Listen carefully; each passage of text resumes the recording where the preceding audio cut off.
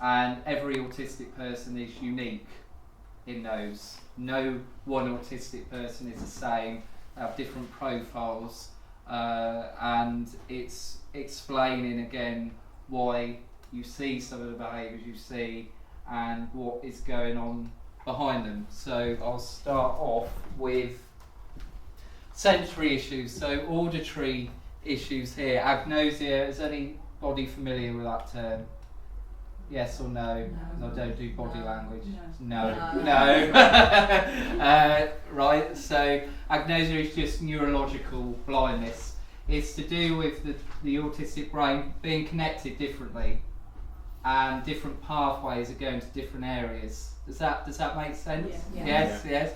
So some autistic people can have meaning deafness to environmental sounds. That means that they don't have a concept of what a sound is. It's not because they're unintelligent or stupid, it's just that developmental stage that they're in.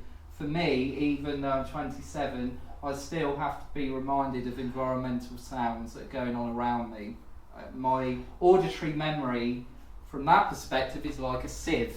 So if I hear a sound once, that the comprehension typically, in a typically developing person, will kick in and they'll remember that sound, they'll have an auditory memory. But with me, I jump and get very scared, not just because of the height and level of sounds, but because I don't understand where sounds come from.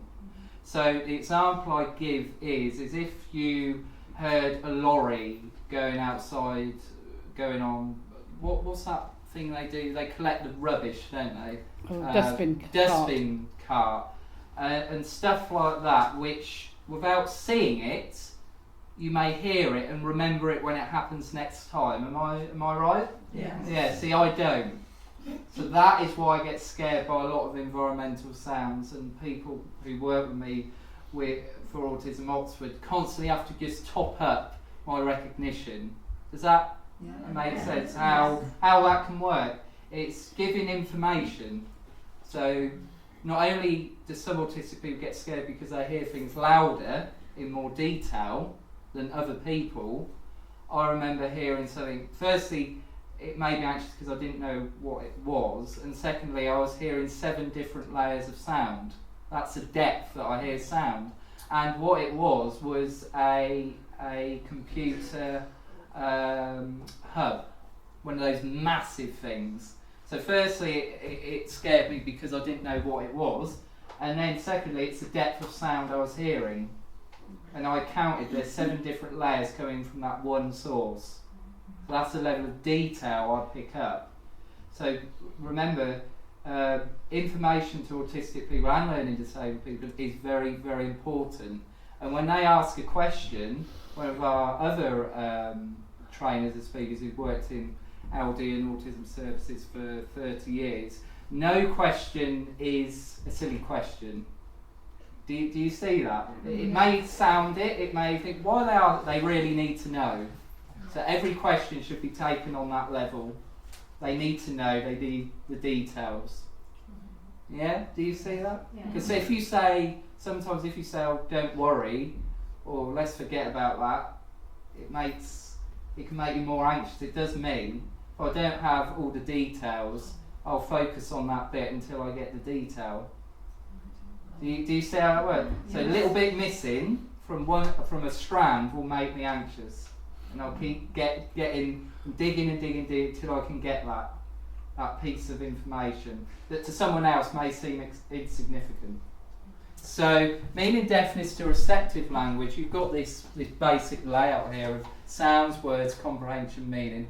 I was a late speaker.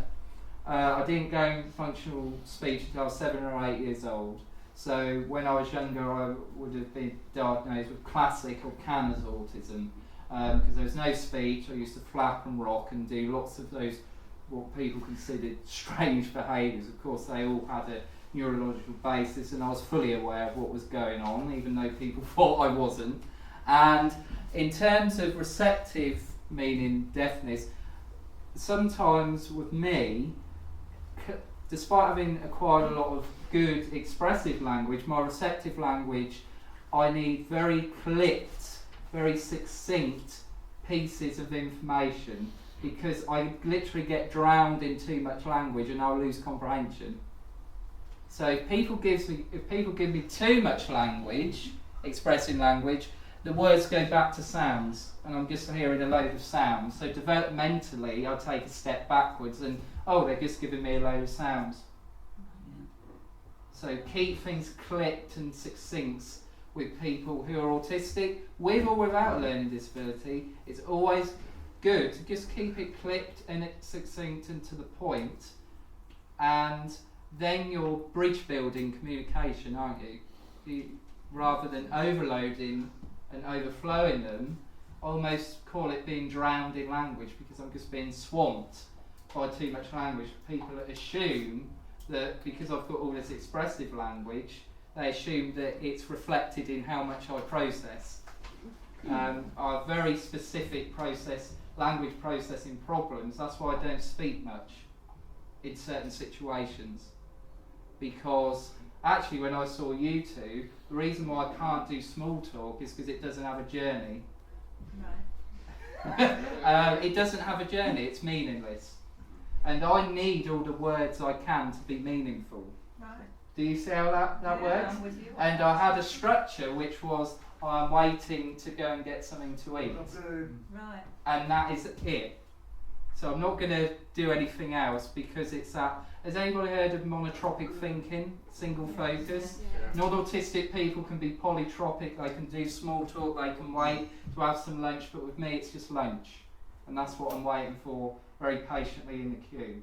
So then you sometimes get the problem with people misinterpreting, and I'm sure you didn't, but that you're a bit aloof. But actually what's happening, it's how I process scenarios. Yeah? Yeah. So heightened auditory detail, and it can cause confusion and pain. I don't get pain from, I've got a problem with receptive pain. I'm undersensitive to physical pain, so the irony is I get more pain from auditory stimuli than I would someone hitting me.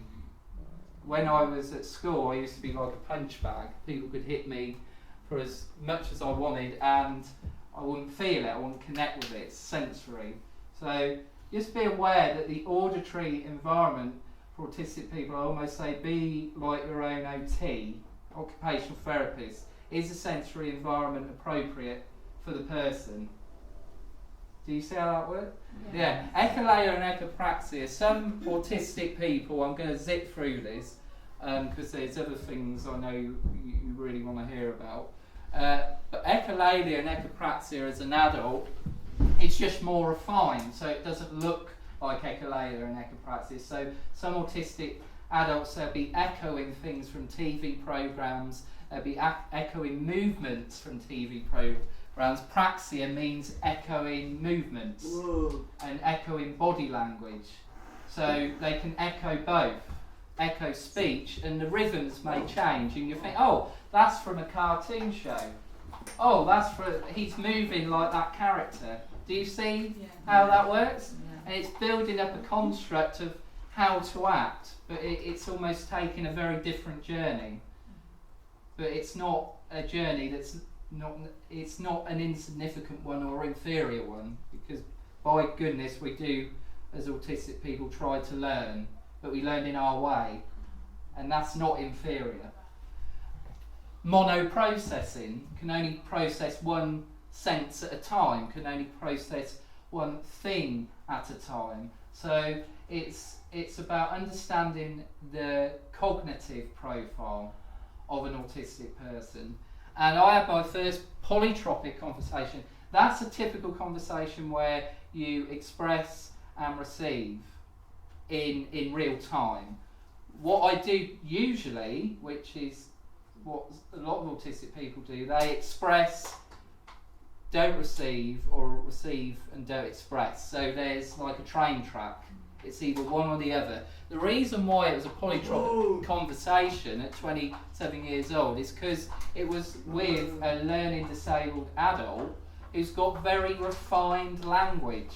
So I could pick up the meaning of what she was saying and go and think in real time about what. That's fine if he'd like to go. That's perfectly fine. So I was thinking in real time and expressing what I thought about it. So sorry, oh, I thought someone was saying something, sorry. That's alright. So what I could do was actually say in real time what I thought about. It was a birthday present, and it was her father's birthday present, and she was giving him a mouse as a joke, and the real present was underneath the joke present. So I connected with what she was saying and used my own words to express my delight that she was doing that. But that happened at 27. Now usually toddlers are getting some basics of that, typical developing toddlers, of expressive and receptive language. So when people talk about autistic people developing differently, that's very significant. But it's not inferior. Don't mourn for me or feel sorry for me that it took 27 years for me to have a dual conversation where I'm in real time. Just be thankful I got there. That's what I say. Don't feel sorry for me. And stop phrases and movements and answers and gestures I still have. But because I've gained a lot of language, people don't see it as stock. It's stuff that I use for certain situations that I've learnt, not in an intuitive way, but from what people have told me. But I still talk in a way and move in a way that's from other things.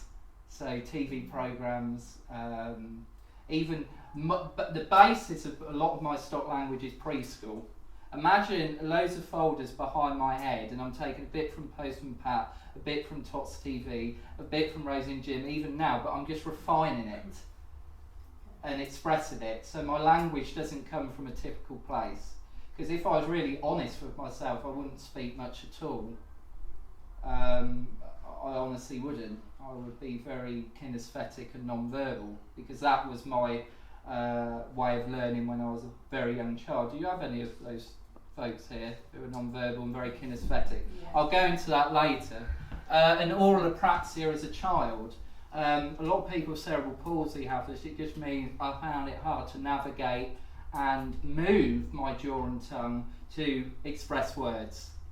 So as a boy, I was very frustrated because there's a lot of things I wanted to say, but I couldn't navigate them.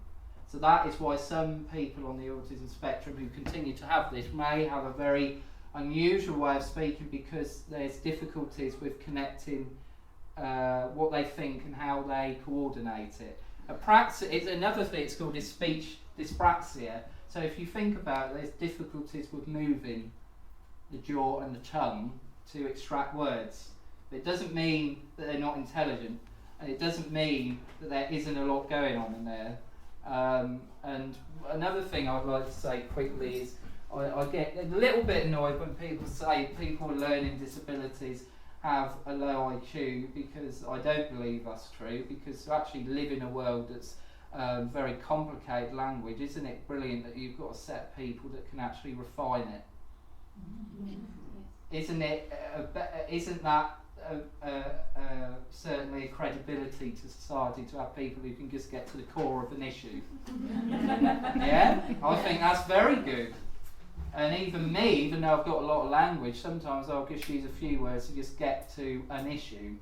The core of it, people go round it, but some autistic people learn to say people can just get to it. Yeah, it's very good. It's a very good thing. So these agnoses are what I've got. These are to do with how I communicate with the world. I'm not a visual thinker. Has anybody heard of temporal branding? Yes. Yeah. Strong visual thinker, non-verbal until about 3. They done scans of her brain, and she's got a very, very connected visual cortex, because she's a very specific visual thinker. I'm the polar opposite of temporal. I do not have visual thought. I do not equate. I do not have a visual memory. I do not have. I cannot associate words with images. So neurologically I'm blind. I'm not physically blind, My eyes are fine, I'm a bit short-sighted, but neurologically, the connections in my back of my brain aren't connected with the visual circuitry. Do you see? Yeah. So, without these glasses, I only see one bit of something at a time and never get the whole. What these glasses do is they generalise an image so I can see the whole. So I only see bits of things, never wholes, without these glasses. So if you ever wonder why people touch things and sniff things and tap things and lick things, it's because they're trying to gain comprehension. And that goes with a semantic agnosia, meaning blindness. My mum thought I was deaf and blind as a child because of my auditory and visual system. So what I used to do is lick, sniff, tap, tongue, mouth, take my shoes off, run about and touch and touch and touch, because my hands are my eyes, as Donna Williams said. She's a non-visual thinker as well. I don't have visual memory, I have kinesthetic memory. So that's why I used to touch people's faces to gain memory of them, because I'm face blind. I cannot remember visuals of a face, but I can remember them if I feel every part of their face. So it's a different way of communicating with the world. Does that make sense? Yes. Social and emotional agnosia is to do with just not picking up body language, and that can be a problem because there's a lot of subtext and hidden meanings with body language. It's about 80 to 90% of communication is non-verbal. And I can remember my first job at work, and this lady was probably giving all this body language and subtext and all this hidden meaning, and it was gossip. I don't understand gossip and I don't like gossip, and I was just seeing what she said was information based. So remember that as I'm giving this example. She said one of these staff members, Joe Bloggs, talks too much and he goes on and on. So I thought, oh right, so that's information you're giving me. And she's probably giving me all this, this is just between you and me. So it's all hidden, isn't it? So Joe Bloggs walks into the room. I said, oh, we've just been talking about you and how you talk too much and you go on and on. Because I saw it as information, not as gossip, and not the subtext that it's just between me and you. Yeah. So we work on language in a different way to typical folk. Typical folk. You can close that, that's fine, if he wants it closed. And that's very specific. If he wants that closed, he can have that closed. Visual verbal agnosic comprehension issues, that is with the written word. So even things like application forms, I'd just be completely drowned in all this visual language. I may be able to echo what's going on within the form, so I'll say name, address, but I'd have no idea what it would want from me. So even something like an application form, even now, would throw me because it's too much written information. When I was older, when I gained speech, I'd echo the things on the page, but I wouldn't retain their meaning. So just be aware that sometimes you have to pitch something on a more refined level to get meaning with the written word just as much as the verbal one. Do you see how that works? Yes. And also I can't remember words because I don't have a visual memory. So they just keep drowning, like going out of me like a sieve. You get sensory seekers. You get some people who love colour, messy play, all that stuff. If you've got people like that here, yeah, some that like a lot of messy play and like all that sort of sensory sort of seeking, and then you can get visual sensory avoiders. So this room would give them a headache because of all the colours on the wall, or the pattern on the carpet, or the flat that the fluorescent lights are on. So you've got to think about your sensory environment. What they're experiencing is significantly different to what you are, because the way they input and receive auditory, visual and other senses on the autistic spectrum is very, very different. Very different. So visual agnosis, so appeared deaf and blind as a child. Some people on the spectrum are non-visual thinkers, so they do these unusual behaviours to actually communicate and navigate with the world. It's not because they're being silly or they're being inappropriate, it's because they're using a system that is inputted into their brain. they're using their system to navigate the world. And this is why I go back to, is it any more inferior than your system? It isn't. It's just their system that they're using. And learning difficulties may be present, even people with learning disabilities such as dyslexia and dyscalculia. That's another thing these glasses help with, processing the written word. And I'm terrible at maths. There's this stereotype about autistic people that they're all boffins that work at Oxford University, but yeah, there are probably quite a few Aspies there. The ones that have the unruly hair and don't look like they've washed for a week because they're so immersed in their numbers. But no, we're not all Albert Einstein. Although he probably was autistic, but we're not all like him. We're all different, just as everyone is different. So scotopic sensitivity. This is a specific syndrome which is to do with how I retain light. So even sunlight can cause me pain. Fluorescent lights, I can see the flicker going on and off that causes me pain. And I remember being at one event and it felt like a weight coming underneath me because of the amount of sensory input. It was actually making me feel like my body was being compressed because it was making me ill. So that level of sensory pain. So it's always nice to be in a place like this where, you know, the lights are off and there's some neutral colours here, because it helps with my processing and feeling comfortable in this room. Does that make sense? Yes. Yes. So that's how I see the world without the glasses. Just tiny, tiny bits of raw information. How are you going to gain meaning from that? Can you understand why I touch? Yes. Yeah? Because that's nothing, is it? No. No. It's not got no meaning. There you go. Those are deliberately I've manipulated. That's a face to me. That's tiny, tiny bits of complicated information that I've got to remember. And then people argue with me, say, you should know me. But if they knew how I perceive their face, they may get a sort of view to my world that how can I remember you? Yeah. And these are just objects. So no wonder I have to touch them to gain a kinesthetic memory of what they mean rather than a visual one. So pain, agnosia, and body disconnection. You get hyper or hyposensitive to pain. So strong sensory input, they may find it painful.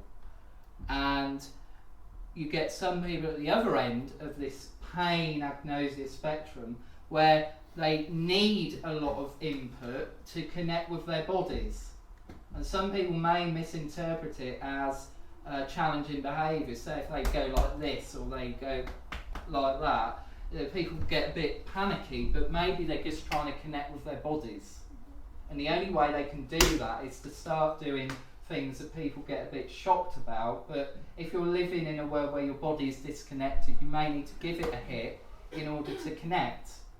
I don't connect with my body unless I have something tight round here, because without the awareness of my middle, I'm just this floaty head thing. I have no connection with my body whatsoever. So I need some reference of how my body is. And for me, I love the dentist because I can have lots and lots of work done and I don't flinch, because it's a level of sensory pain. I'm undersensitive to pain, so the more input they give, the better. Do you see how that works? Yes. So having a tooth out was nothing to me. Having a tooth drilled was fine. She asked me, do you want any aspect? I said, no, just drill it. So it's that level of under, and I'm looking forward to going to the dentist. I'm going in 2 weeks' time. It's my favourite thing to do. Love it. Love having my teeth cleaned. But there's some autistic people on the spectrum, this is hell, having their teeth picked about at. If they're at the other end of the spectrum, it's just even a bristle can hurt. And that's got to be taken seriously as well. You might have to find, I suppose, a dentist that is aware of autism and these sensitivities. I did hear of one dentist who was very, very understanding and actually done one tooth at a time for a boy who was oversensitive to pain. So he checked one tooth at a time. I've never heard of that before. Usually I want to whip through your teeth as quick as possible. But that's about, he was beginning to understand this boy's profile, that after one tooth being checked, he would have to get up, move about, then go back. Do you see? And he actually was in there, so for 10 minutes for each tooth, which is a very long time. Goodness me, that's that is a long time. But isn't it nice that someone kind of got it? Yeah. It wasn't that he's being difficult, it was pain to him. Some may like sensory activities such as messy play, getting stuff on their hands, but there's some people who do not like stuff on their hands. They do not like the thought of putting their hands into paint because it's distressing, it's painful. It's not they're being difficult, it's just that it's painful. There's a strong sensory reaction. Are you getting that? Yeah. And sometimes, may hit themselves to perceive their bodies. They may have no feelings of hunger, pain. I don't. So I intellectually reason, well, I've got to eat to survive, and I just eat throughout the day, but I don't feel hunger. Does that relate to anyone here that work with the folks? They may need prompted, they do not get that feeling of hunger. Yes. And apparently this is the hottest day. I wouldn't know because I don't feel hot or cold. So it's about sometimes that recognition of making them understand in a profile which is appropriate that, today it's probably better to wear a t-shirt and shorts because it's hot and you're going to make yourself ill. Of course you'll have to modify that to how they receive language, but you can get those problems where they're wearing a very, very thick jumper and it's hot outside. Or they wear t-shirts and shorts and make a snowman, which I done many years ago because I'm not connecting with the weather. And feelings of pain I've already gone into. One time I had a hot cup of coffee and I woke up and had a bad throat because the side of my mouth was all ulcerated because I drank it as if it wasn't hot at all. Does that relate to anyone? Where you have to be careful with hot drinks? It's because they're not connecting with the pain. I've heard of one autistic learning disabled lady who got something finished cooking in the oven, and she opened the oven and all her hands were blistered, but she didn't connect with it. Why? And it kind of made sense. Well, if I'm not feeling it, there's nothing wrong. But of course there is, because blisters can get infected and etc. etc. I can remember having a dislocated arm and not crying. I cried because of social interaction of putting it back in, because all these scary people, but the fact that it popped out and was nothing, almost broke the tooth. Someone elbowed them. I had their elbow in my mouth and the tooth went like that, but I cried more because of the blood than the pain. In fact, I wasn't feeling the pain, because the blood made me jump. So you see how I'm connecting differently with pain. But you get, for everyone that's going to be undersensitive, oversensitivity is going to be an issue. Like a pinprick will make them really, really feel as much pain as say someone who's sensitive to the dentist. So even a little cut will cause lots of panic and anxiety. And also, if they're hypersensitive to pain, that cut is very, very serious because of how they're feeling it. Whereas me, it would be nothing. You see the differences in the profiles. Yeah.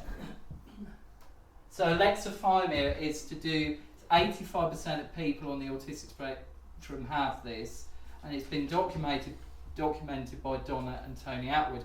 I don't receive or process emotions in real time, and that can be a problem when you're trying to get to the bottom of something that may be distressing, and they may not be there yet emotionally.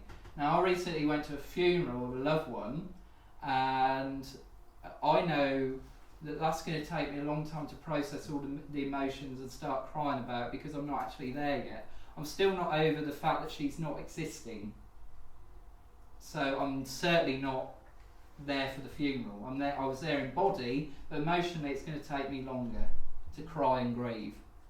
So can that relate to anyone? It's not just about stuff like that. Anything. Have you ever had that thing where the person explodes and it doesn't connect with the situation? It doesn't connect with, well, maybe they've just processed something that's happened a week ago or a month ago or a year ago. Seriously, it's that long. Imagine a laptop with a very, very big folder, an old laptop, like pre-Windows 95, that's my brain, and there's a folder on it that's meant for Vista, and the old hardware is trying to process this big file, and it's taking longer. It just takes longer. It doesn't mean, I'm sick of these researchers saying that autistic people lack empathy. It's not it's just silly. I don't lack empathy, I just find it hard to express it and process it. So then it outwardly looks like I'm lacking empathy, but actually I'm not there yet. It doesn't mean I'm devoid of empathy, it just means it takes me longer to process it. Do you see the difference? And I'm so glad that Simon Baron-Cohen, who may watch this video, hello, he actually said initially about empathy erosion in autism, and there was a lot of Aspies in the audience, and they went boo. and he's actually retracted that. He says it's not a lack of empathy, it's a lack of navigating and expressing it. It's not the core lack of empathy. So if anybody says to you, oh, I thought autistic people lacked empathy, remember this. You don't have to remember this fancy word, but just remember that it's not to do with that. It's coming from a different place. And negative emotions take longer to process. I remember when I was at my first job, and it took me 3 years to process that I was being bullied and how I felt about it. So from that point of being bullied, it took me 3 years to kind of understand everything that was going on in that period. It's like I was blind to it. Do you see how that can work? Yeah. And then at night I got this massive wave of 3 years worth of emotions. Well, no wonder I cried, because that's like getting hit by an emotional tidal wave. Yeah. So that's why some of them are very big. You think, whoa, where's this come from? But the key is to just be patient. They may talk about something in a factual way that may seem cold. Like, oh, why has someone died? I think I heard a boy asking that as I was coming up. He was asking about, I think, was he talking to you? And it's about the processing of it, the understanding it, and sort of getting the brain moving and going, rather than a complete lack of empathy. Does that make sense to you? Yeah. It's can you see how a lot of autism is about processing things? So challenging behaviours, sensory issues. What is the sensory environment that makes them feel comfortable? Because the clue is, as soon as you put them in a sensory, including myself, as soon as I go into a sensory environment that makes me feel ill, there's 3 things that can happen. You can have a shutdown, where they just freeze, and they're sort of just hiding in their cells, or you get a meltdown, which can be challenging, or you can get a runner, where they run away, or they do a mix. They may get challenged and may run. It's to do with that hit, the hit of the sensory stimuli is so powerful that they just need time to just adjust. If they need to run, let them run. As long as someone's with them. One of the worst things you can do is stay here. There's obviously a big problem with them staying here. It may be the lights, it may be the pattern on the carpet, it may be a noisy projector, it may be the fact that the noise and all the language in this crowded place is too much. We're experiencing things on a different level. So challenging behaviour is not through being naughty or bad, it's a lot of the time reacting to sensory issues. Does that make sense? Yes. There'll be times when, I can give you an example with communication profiles. when mine wasn't understood at one place, I go to the same level as anybody else with autism, whether they're learning disabled or not, and she just wasn't understanding that I was getting drowned by language. She kept pressing the issue, so too much language, and I was getting I could feel it, like this wave coming. I said, just stop.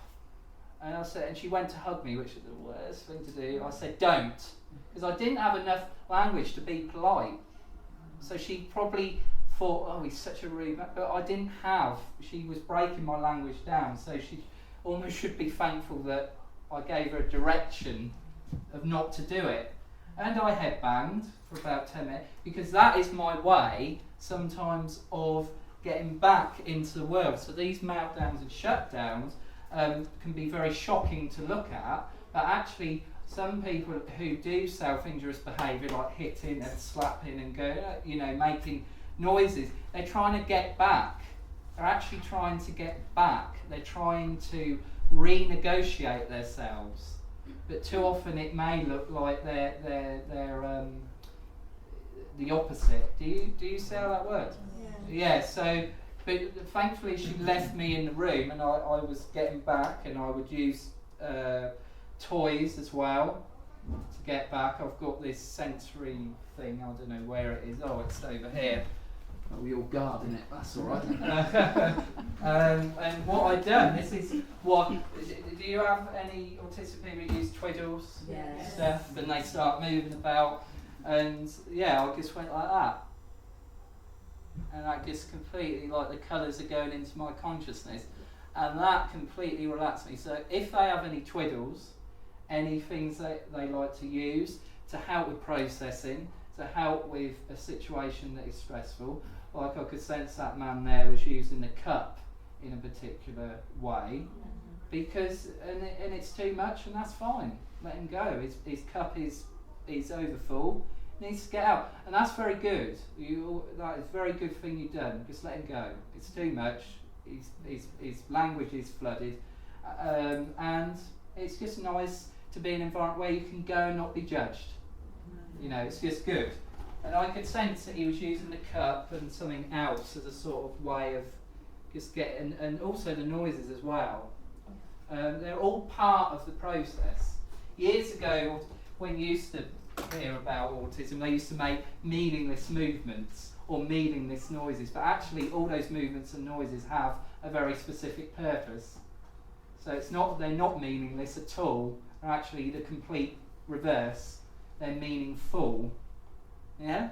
Expressing wants and needs.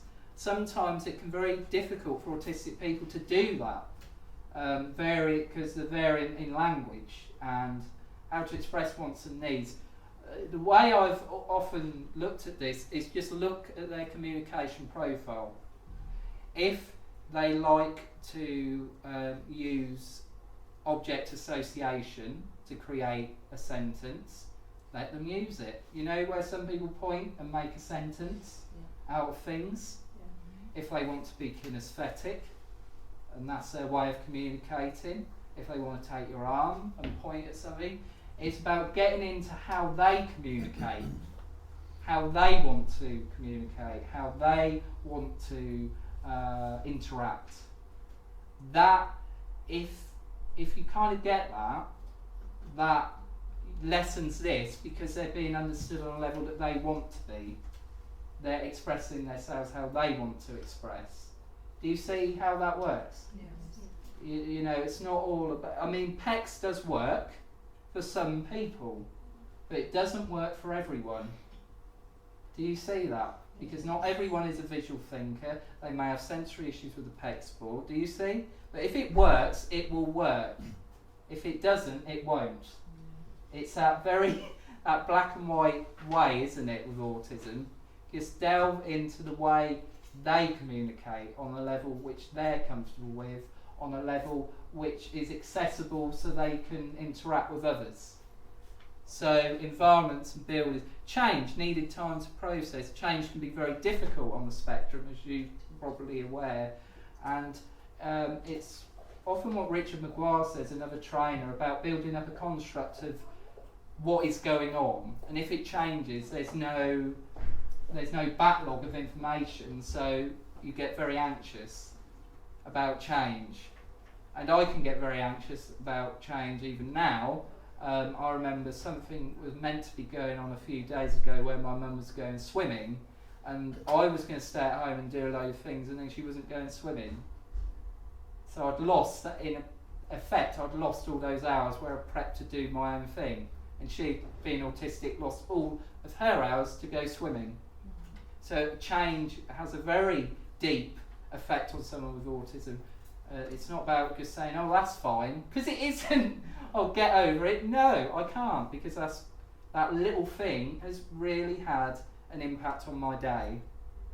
So that is why change can be difficult, because it's the level of it's the level of processing that's gone in beforehand, and the fact that that little piece is missing and gone. Oh, so what's going to happen? Is all the other things going to tumble down? Do you see? Well, that little detail is gone. How does an autistic person map the details after the missing link? That is the difference between a specificist brain and a generalist brain. A generalist brain can cope with changes much better than a monotropic thinker. Do you see how that works? That's why we need help with navigating changes, because we can't generalise and think of other routes. We have to have them prepped. Do you see how that works? It can work. It's just about, you almost have to give variables before the event, so it can help them with change. Do you see how that works? By giving them variables beforehand, rather than, oh, change. What's going on? And then you get some challenging behaviours, because a meltdown, because it's too much. And remember, be your own OT. Just remember that, just look at your central environment. What is right, what is wrong? And we're all going to be different on the spectrum. So challenging behaviours, can you see, they're not necessarily coming from the place of naughtiness, they're actually coming from the place of how someone is trying to understand the world. Stimming and flapping. I saw a lot of that today. That's brilliant. That's good. No, it's very good to see that no one questions it. That's the best thing you can do. And it is to express emotions. If someone's got a body that's disconnected, they may need to flap and rock. And I noticed one chap, as he was eating, he had to move and make noises. And it's to process visuals. Some autistic people need to do this. Have you seen that? And make noises to actually, it's like a light switch, actually process what is on that wall. And sometimes you get peripheral vision, where they look out the corner of their eye, because looking directly at someone is so overwhelming. If you can take that off with peripheral. Do you see? Yeah. And also auditory information. One lad does what I do, wears a set of headphones when I'm going through a noisy city, because I cannot retain or process that information. Can you imagine 1,000 voices in equal detail coming into your consciousness? That's what I feel when I go into the middle of Oxford. No wonder I wear headphones. So you can sometimes get this as well. If I haven't got anything to hand, just use there. And it's all about managing this. What you're seeing is a person managing their senses and emotions. To navigate surroundings, they may do this and may start, moving round. Have you ever seen that, where they touch and they navigate all around something? And have you ever seen them sort of lick and mouth and sniff? Yeah, it's all to do. They're getting the detail. They're navigating the world in their own way, and they're trying to get the detail. They're using their system to get the information. If I wanted to retain a memory of this room, I'd have to do all those behaviours I was saying about. If I wanted to remember this room fully, I'd have to firstly sensitise my hands and go all across it and get every aspect of it, or as much as I can, because it takes ages, and then I would connect and remember it. So it's to connect with body and feel movement. It's also a way of expressing emotions as well. Have you noticed that? Making noises, making gestural noises and sounds and all this. At home, I don't have to put much of an act on, if not any at all. And at home, I do exactly what a learning disabled person would do. And up in my room, I stim and flap and bob and I'm more myself because I'm processing the day. And I make noises because I like the sounds of certain noises because they help me connect with stuff. So that's what I say about the gentleman there. Making noises very meaningful because it's connecting. Yeah. And flapping. I videoed myself once doing it, and I showed my manager. She said, "Oh, it doesn't look like you can speak." I said, "Well, I'm not. I'm not speaking at that moment. I'm just being myself, being my autistic self, and I'm doing all those things I'd love to do outside in the world." So that's why I like the fact that learning disabled autistic people, they just so purely themselves, you know. That's what I like about them. I wish I could do all the flapping and stimming and that, but I've always been told it's wrong because I was in a mainstream environment, so you can't do things like that, surely. What the hell are you doing? But, you know, it's always nice to see that they can do that. They feel enabled to do that. Does that give you why stimming happens? Processing information, just getting a handle on where things are going, what thing, and it's all, and to navigate surroundings, and also the big one, to cope with stressful situations as well. That's a big one, you know, gearing themselves up, and they may get a bit timid, you know, and it's very slow introduction to environment. If it's too much, you know, just let them go. It's too much for their senses. Feeling colours, being a non-visual thinker, I don't see colours. I only learn through association and texture what a colour is. So I'm living in a very different world. So green is the texture of leaves, yellow is skin of bananas. See, I've made a connection with something, talking to a visual person, saying, well, a banana is yellow, so I've made that association kinesthetically. And one of my first friends was water, because I used to stim and flap toilets. Has anybody had some of those? And I used to do this. That was my first, I consider my first friend, because everywhere I went, toilet, Lulu I used to say, and I got some language, and I'd flap and I'd stim, because it would get me, it would actually help me cope with the situation I was in, knowing there was a toilet there.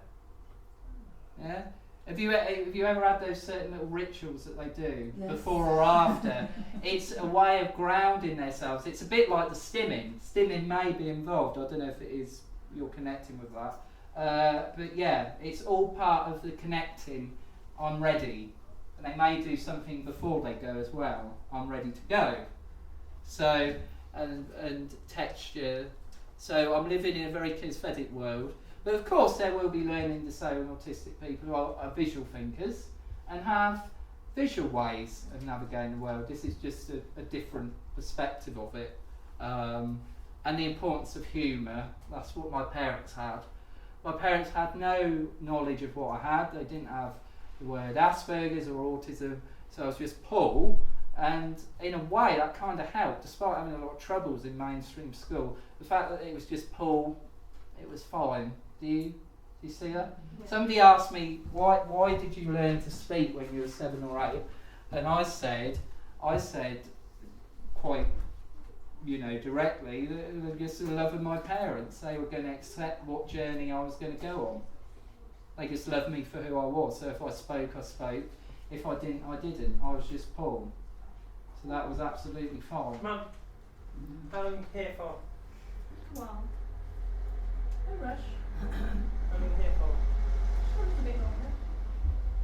It's about 5 minutes. Yeah, 5 minutes. 5 minutes. You go back to me. Yeah, okay. Yeah, it'll be finishing at 1:15. That's about 5 minutes. Okay, I'll come and find you. It's alright? Yes. Oh, good.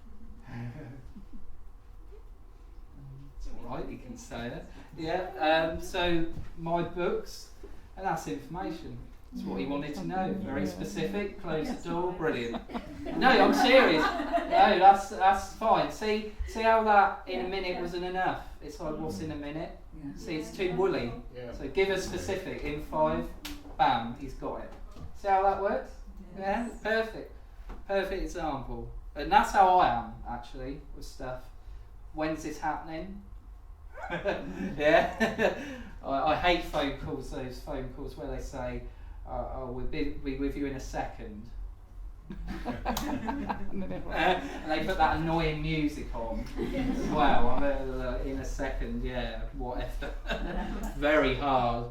So my books, Living Through the Haze, that's my autobiography, and Life Through Kaleidoscope, that's the visual issues while I wear these Erling lenses, and Pocket Size Practical Guide, that's just a practical guide to autism and just learning from some of my life skills and giving something back, really, is what that third book is about. And it's nearly time for a break now, and then it'll be questions. But what I like to end with is this thing I've wrote about people with autism, and this is just about accepting them, really. This really should be called acceptance. Do not fear people with autism, embrace them. Do not spite people with autism, unite them. Do not deny people with autism, accept them, for then their abilities will shine. And I think that's very something to actually, leave this on. Just about through understanding their communication profile and their sensory profile, then their abilities will start to come out through that. Because what enables an autistic person the most is if you don't understand the sensory issues and you don't understand the communication profile, then they become more disabled, because it's about understanding that enables them. Even something, giving that piece of valuable information, it connects him with what's going on and enables him to have a little walk outside and then come back. Yeah? Do you see that? Yeah. So thank you very much for listening. Thank you.